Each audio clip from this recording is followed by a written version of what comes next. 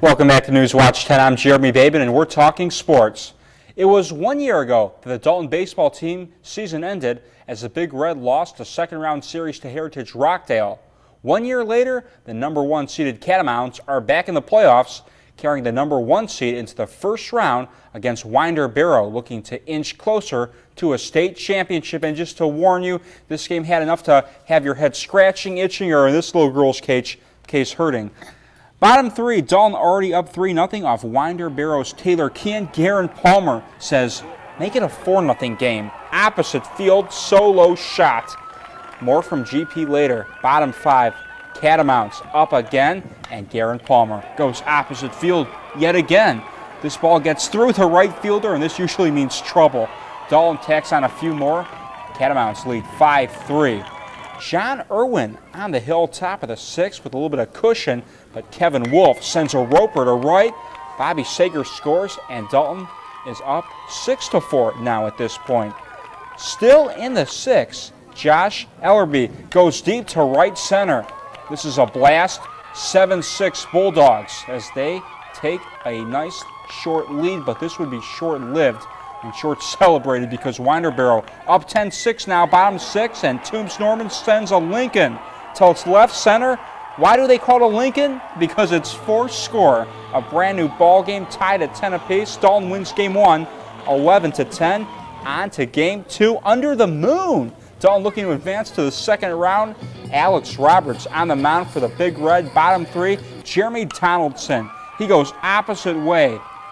3-2 Winder. More from Winder. Bottom five, Bulldogs again. And this time it's Nick Gravel. He goes yard, and it's an 11-3 Winder Barrow lead. This was definitely going the Bulldogs' way. Bottom six, Kevin Wolf. He's up, and he sends one over Toombs Norman's head.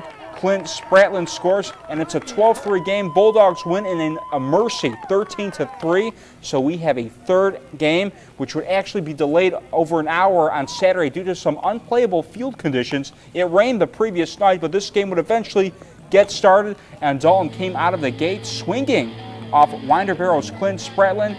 Garen Palmer, he drills one off the wall in center field. Striker Brown comes around to score, and Dalton takes a 1-0 lead. Still in the first, Mitch Townsend rifles one to right. Blake Raber scores 4-0 Big Red. But here come the Bulldogs. Jeremy Donaldson, a base hit to left. Bobby Sager scores 5-4 Winder Barrow, and Winder takes the series, ending Dalton's winning streak and season 8-5, your final score. Well, earlier today at the Dalton Golf and Country Club, the 34th annual Roman Open Golf Scramble Tournament teed off as 144 golfers hit the greens for a final round of charity golf. In partnerships with companies and businesses all throughout Whitfield and Murray County, the Roman Open serves annually to help raise money to local charities in the area. In 2008, $84,000 was donated to 22 local charities and 2 Dalton State scholarships throughout the Roman Open. Jim Curtin of Windstream Communications talks about the company's role in the special tournament. Is identify worthy causes within the community, and we find the Roman Open Charities helps so many agencies throughout the community that it's just it's one of the best ones that we see to help sponsor. Although the number of players in the tournament are somewhat down this year, the Open still provides a great result. Is a little bit low, that we might do somewhat less than we did last year. However, we did get a $15,000 donation from Contrary Polymers this year, and also a $15,000 donation as a honorarium for one of our club members or one of our board members, Arthur Taylor. So it was a great compliment to him and a great thing for the Roman Open Charities. It's very well put together, very well organized. Lowell and his team here at the Dalton Country Club have always done a terrific job. And the course is in terrific shape, so it's a lot of fun. Well, this is it. No more lifelines, no more phone a friend, no more 50-50. In the great consent of who wants to be an NBA champion, the Atlanta Hawks are just 48 minutes away from a season-ending loss.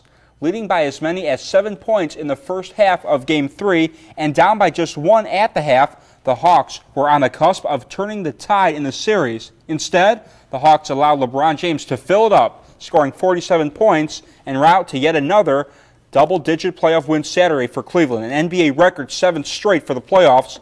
Although Hawks coach Mike Woodson says today he believes Atlanta still has a heartbeat, Woodson has yet to find a solution to the problem known as LBJ. It's double, and I was just back in there watching. He hit about eight, 9 shots where you couldn't even get double teams to. I mean, they were way beyond the three-point line. So, I mean, if you're talking about trying to get it out of his hands, you got to do that three-quarter court, and that really exposes us defensively when we do that.